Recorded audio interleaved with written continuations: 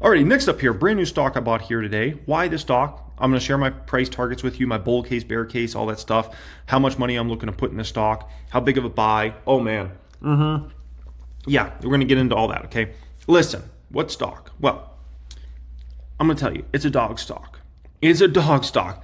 I've been on this kind of like, I'm buying some dog stocks right now. And it really is not new. It's really like I feel like this past like year has kind of been me buying dog stocks.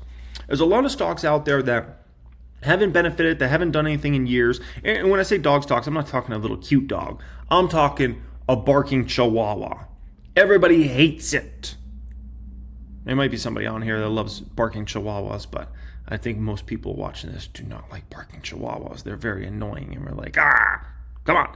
And this stock's a barking chihuahua. It's, a stock that people look at and they're like, this stock just sucks. This stock is just the worst, right? Now, when I show you this company, tell me, does this look like a bad company to you? Here's the deal. The balance sheet, cash and cash equivalents, over $10 billion. Marketable securities, over $5 billion. Strategic investments, over $5 billion. Their non-current debt is $8.4 billion. If we look at total assets, they're at $97 billion plus of total assets versus $36 billion in total liabilities. Anybody who knows anything about a balance sheet says, that's a great balance sheet. That's a great balance sheet. What about its income statement? Well, in its income statement, their total revenues went to $10.2 billion in its latest quarter versus $9.3 billion of revenue. Their gross profit went to almost $8 billion of gross profit in this quarter versus $7.1 billion of gross profit in the same quarter last year. Income from operations went to $2.3 billion from $1.7 billion in the same quarter last year. Diluted EPS went to a shocking $1.96 versus $1.47 of diluted EPS in the same quarter last year. Wow. Okay.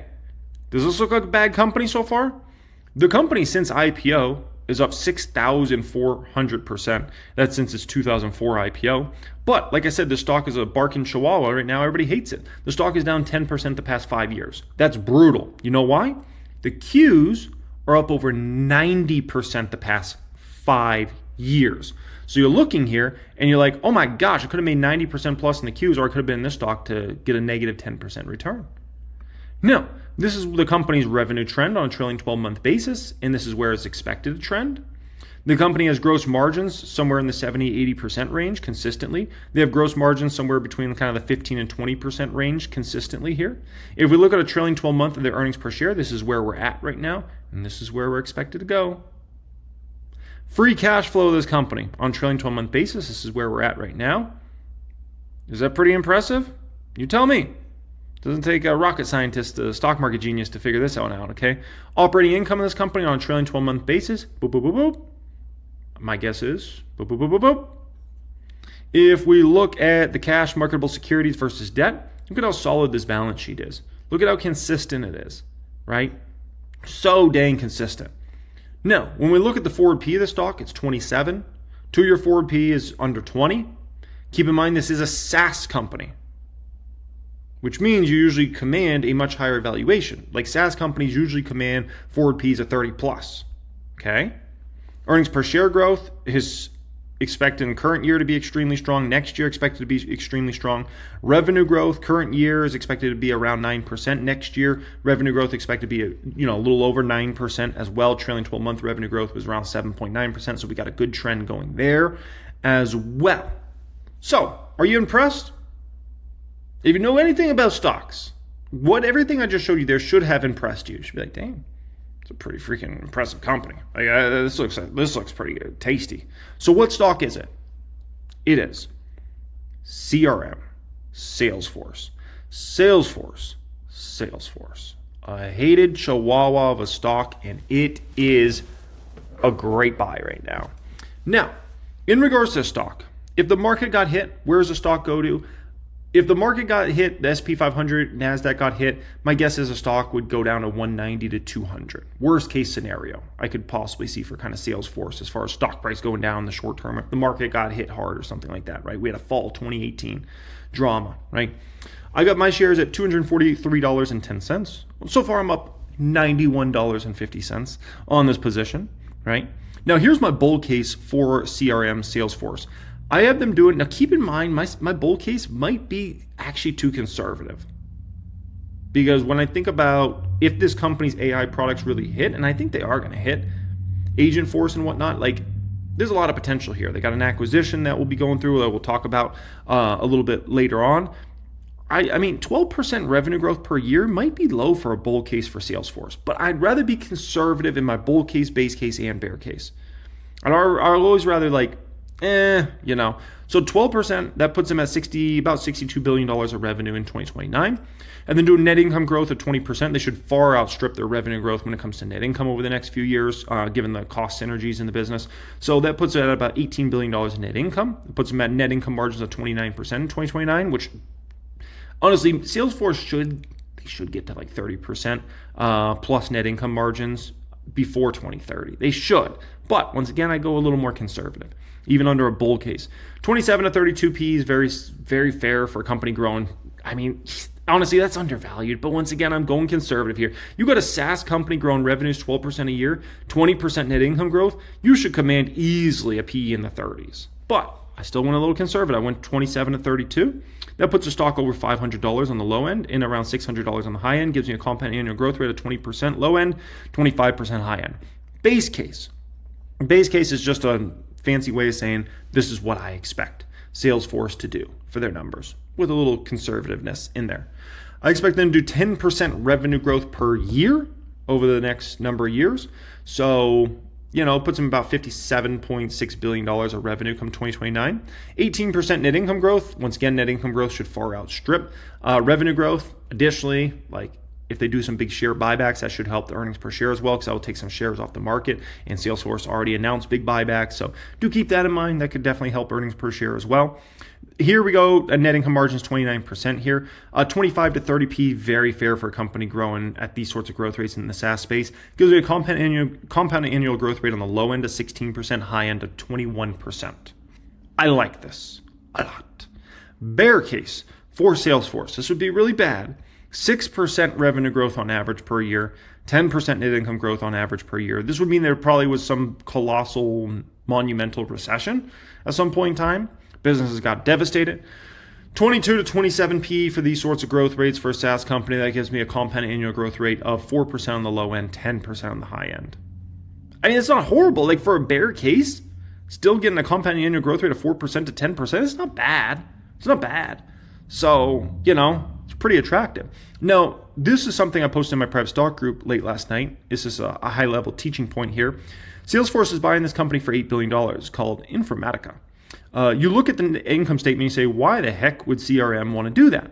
My guess is CRM probably believes they would start selling their product to their massive customer base. You got to understand, Salesforce has an incredibly massive customer. Like it seems like almost every enterprise is a Salesforce customer in some way or capacity. When you look at how many products, their product suite, oh my gosh, it's unbelievable. And build it out to $5 to $10 billion a year in recurring revenue business model. My guess is also CRM would get much of the R&D, support staff, and executives basically out of the company once integrated, which would mean the product/business would just start to generate great margins and great profits. My guess is that $8 billion they pay for this would probably be paid back in 4 to 7 years if all goes well, right?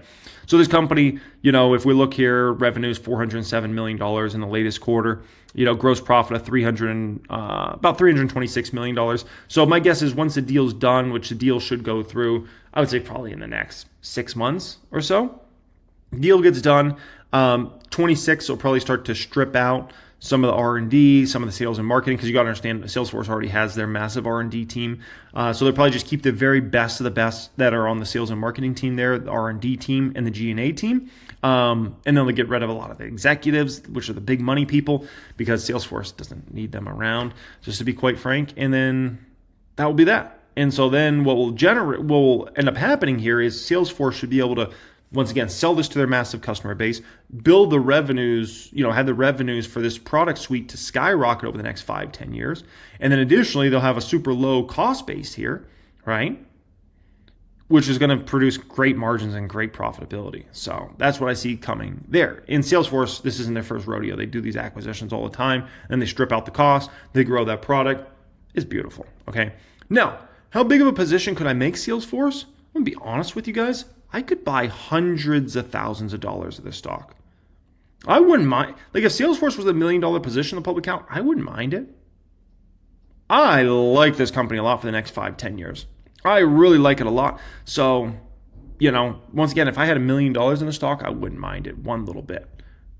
I wouldn't mind it one little bit. So, especially if Salesforce remains around here as far as the stock price or goes lower, the best thing for me would be Salesforce goes lower in the short term. When I say short term, I'm really talking over the next 3-4 months. That would be the best case scenario. Because I would just load the boat. Like if Salesforce went down to 230, 220, 210, 200, something like that, oh my gosh, I would just load the boat with Salesforce shares in the public count, probably my other portfolios as well, and just build the position out to quite a great extent, right? And by the way, the CEO of the company, Mark Benioff, dude's a legend, legendary businessman, legendary salesman. If you're an entrepreneur, look up Mark Benioff's story and how he's built Salesforce over time. Unbelievable. That's the type of dude you want leading a company. Hey, it's Jeremy. I hope you really enjoyed that clip here today. What you looking at in front of you right there? That's the 6-figure Hall of Fame. Do you want to see the next one? That's the 7-figure Hall of Fame. Now, that is my private group. Those are members of my private group that have scaled to 6 figures, multi-6 figures, 7 figures, multi-7 figures in their stock market portfolio. They say you are the average of the 5 people you associate with. If you're somebody that is having trouble finding other long-term investors that are focused on building their wealth over the coming years, finding like-minded folks, look no further than my private group. We've got a tremendous amount of people. We're consistently talking with each other, learning from each other, researching companies together, sharing news about our different companies, right? We do all that inside my private group. If you would like to apply to join us in there, go down in the description area. There'll be an application down there. You can click on that and you can apply to join us in there and take your game up to a much higher level and associate with the type of folks that you actually want to associate with.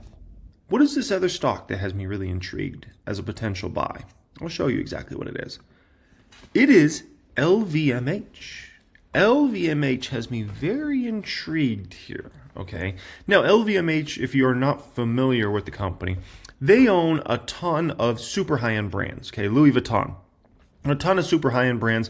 This gives you a good illustration of, many of the brands they own. And it's not just they just make purses and wallets and things like that. That's a whole business for them, right? And they own a bunch of different brands kind of in the fashion space, but they also own a lot of high-end liquor brands as well. So do keep that in mind and you get a good understanding of that. This is really a conglomerate of high-end brands, essentially. They own Sephora and a bunch of other different makeup brands and makeup products, okay? Additionally, they own watches, jewelry brands like Tiffany, right?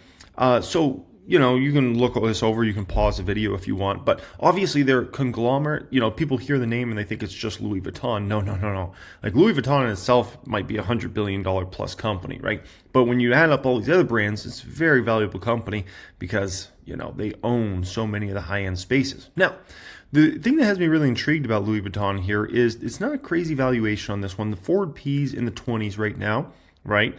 Which is not bad for a company with these sorts of brands. The company is expected to get back to very nice growth moving forward. So do keep that in mind. Now, stock has been a disaster. It's been a dumpster fire of a stock. If we look here, this is since we kind of, if we look at that November peak, right, where the market was kind of peaking, November 2021 that was, right, which was before we had the bear market of 2022. If you look since that time, Louis Vuitton here, LVMH is down 31%. The Qs are up 41%. S&P 500 is down 37%. So it's one of just many stocks that has underperformed to a great extent over the past 4 years. You can chalk it up with Nike and Estee Lauder, EL, and a lot of other companies that have just really underperformed in the last number of years, right? But the interesting thing is I'm kind of looking at a lot of these companies as good companies to bet on for the next 5-10 years. And you've obviously seen me place big bets on Nike, big bets on Estee Lauder, and those are starting to pay off, but very early innings in regards to that. I think those are going to pay off very handsomely over the next 3, 5, 7, 10 years, right? So I look at something like LVMH and I see a lot of similarities here where, it's a great company with great brands. They know what they're doing, right? They really cater to the high end for the most part. And, they put up their numbers, right? And they've gone through a tough time in their business, like many of these companies are. But as somebody that's thinking about companies several years out, I don't care what Louis Vuitton's numbers. If I buy the stock, if I actually start buying the stock, I don't care what Louis Vuitton posts for numbers, next quarter or the quarter after. It means nothing to me. But I do care about what numbers Louis Vuitton would post in 2026, what numbers Louis Vuitton would post in 2027, 2028, 2029. That's going to matter to me substantially. So now let me show you projections I ran here on Louis Vuitton and why this is actually pretty interesting as a stock, LVMH, okay? So here we are, we're looking at 1000xstocks.com. I ran you guys a bull case for me, a base case, and a bear case. And you can see why this is pretty intriguing. Let me start with my bear case for Louis Vuitton. Here we go. Bear case, I had them doing only 4% revenue growth per year, 2026 to 2029. That would be bad. Bad. Okay. I had them only doing 5% net income growth per year from 2026 to 2029. Very bad. That, like, if LVMH only does that over this next 4 years, it'd be bad. Now, considering how great the brands are this company owns, if they could grow, mid-single digit revenue growth, mid-single digit net income growth, you're probably going to command somewhere around a 25 to 30 PE for this company, which puts the stock somewhere between about $650 and about $770, right? Which gives you a compound annual growth rate of only 2% on the low end and 7% on the high end. So not very good. Yeah, if the bear case came true for LVMH here, it would be kind of a waste of money. Like, I could still make money on the stock over the next few years, but not much money. It'd be very tough to get gains. My base case for LVMH here, remember, my base case is what I expect to happen. Now, usually my base case is a little conservative, but this is what I actually expect to happen, okay? Keep in mind, net income growth should be coming back very strong in 26, 27. In future years here, they kind of gone through a down cycle in their business, and as they get back to nice revenue growth, their net income should fly up 26 and past, okay? So I have them doing 10% revenue growth on average, not a crazy number for the company to do, 2026 to 2029. I had them doing an average of 15% net income growth, 2026 to 2029. Once again, not a crazy number.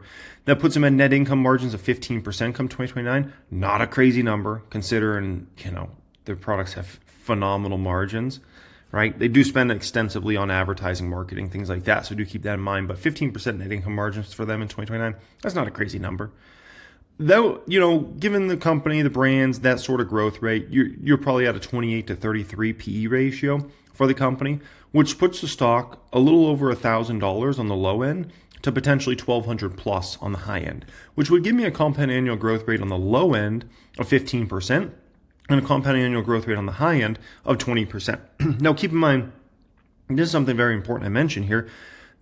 I'm running my intermediate projections here for LVMH. I could run my advanced projections, which we have the advanced feature on 1000X as well. These are just intermediate. Now, the important thing to understand is under advanced, you can also factor in if they buy back shares.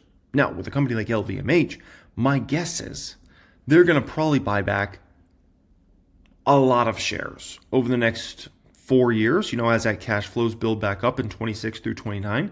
Which then would allow them to essentially have their earnings per share be up to a greater extent, which means the compounded annual growth rate I could get on the stock might actually be much higher than 15 to 20%. That's just something important, and that's why we had advanced projections on 1000xstocks.com as well, and not just the intermediate, okay? Because the intermediate, you can't factor in, what if this company buys back, 5% of their shares every year for the next number of years, okay? Alrighty, let me show you my bull case for LVMH now. Here it is. So under my bull case for LVMH, I have them doing 15% revenue growth per year, 2026 to 2029. I then do net income growth of 25% per year on average. Now keep in mind, LVMH, they sell all over the world. This is not a United States and European brand. They have huge business in China, huge business in Asia in general. So it's at the end of the day, their brands are respected, loved, and bought heavily across the world. So just something to keep in mind there. Net income growth, 25% on, when it comes to net income growth per year. So if you're doing 15% top line, 25% bottom line for LVMH, you're probably commanding a 35 to 45 PE ratio, which would put the stock somewhere between $1,800 and $2,300 in 2029, which would give me a compound annual growth rate of 32% low end, 41% high end. That would be beautiful. Now, That's a bull case, so just like bear case is like a lower probability, bull case is also a lower probability. This is more realistic in my opinion, which once again, you push close to that 20% CAGR. It's hard for me not to buy. If I run a base case on a stock and I get a CAGR around 20%ish, it's very difficult for me to say, you know what, no, I'm not going to buy that stock. I mean, especially when it's a company I know very well, I like it, I can understand the business model. Tough. Hey, it's Jeremy. I hope you really enjoyed that clip here today. What you looking at in front of you right there? That's the 6-figure Hall of Fame. Do you want to see the next one? That's the 7-figure Hall of Fame. Now, that is my private group. Those are members of my private group that have scaled to 6 figures, multi-6 figures, 7 figures, multi-7 figures in their stock market portfolio. They say you are the average of the 5 people you associate with. If you're somebody that is having trouble finding other long-term investors that are focused on building their wealth over the coming years, finding like-minded folks, look no further than my private group. We got a tremendous amount of people. We're consistently talking with each other, learning from each other, researching companies together, sharing news about our different companies, right? We do all that inside my private group. If you would like to apply to join us in there, go down in the description area. There'll be an application down there. You can click on that and you can apply to join us in there and take your game up to a much higher level and associate with the type of folks that you actually want to associate with. President of your Identity Research and Gabriela Santos of JP Morgan Asset Management, both, as you see very clearly, are with me at Post 9. It's nice to see you both. Sure. All right, Ed, so we've gotten it all out of the way, right? We got all the mega caps and now we got NVIDIA. What do you make of the way the market's now sort of reacting, digesting, and feeling? Well, it's feeling like a slow motion melt-up, right? I mean, it just keeps going higher and higher, making new highs. And the earnings story has been great. I mean, in the first quarter, we had a much better beat than was expected. And the same thing happened in the second quarter, which is remarkable when you think about all the uncertainty, all the turmoil from tariffs, and yet earnings have been great. And so, I've been talking about the roaring 2020s since 1920, since 2020. Been making the comparison to the 1920s. And so far, so good. I think the market is discounting a technology-led productivity boom, and with better growth, inflation staying down, better profitability, and real wages going up. And rate cuts.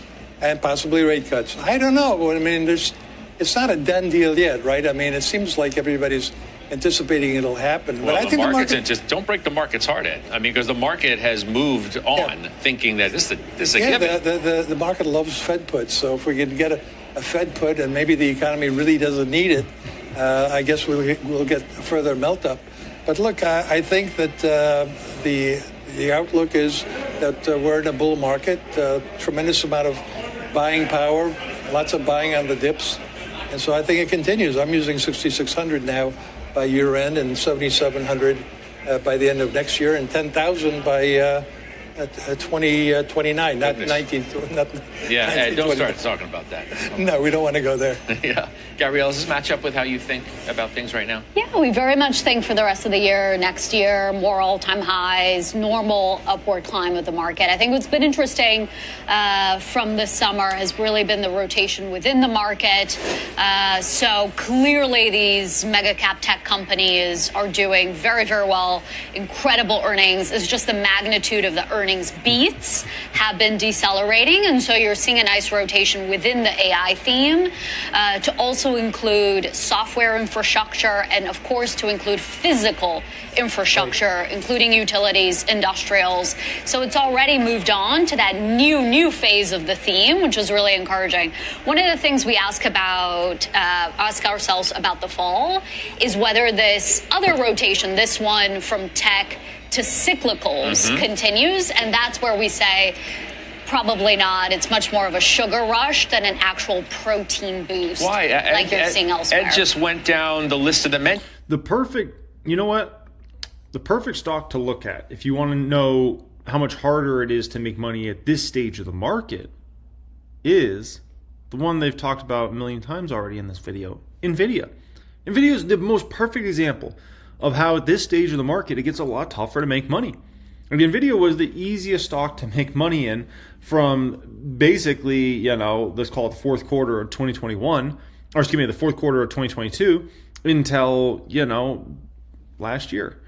It was the easiest stock. Like, it was just skyrocket, skyrocket, skyrocket, skyrocket. And now, you know, I feel like NVIDIA was 150 plus back last summer, back in 2024. And look at the stock today, it's a little over 170. It's gotten so much harder to make money in NVIDIA. And it's not like NVIDIA's fundamentals all went to, you know, trash. Like, oh, the company's so bad now. No. Fundamentals are better than they've ever been. Numbers are better than they've ever been. But it's at a stage that's a lot harder to make money because already priced in a lot, right? And so that basically kind of captures what sort of market we're in at this point in time.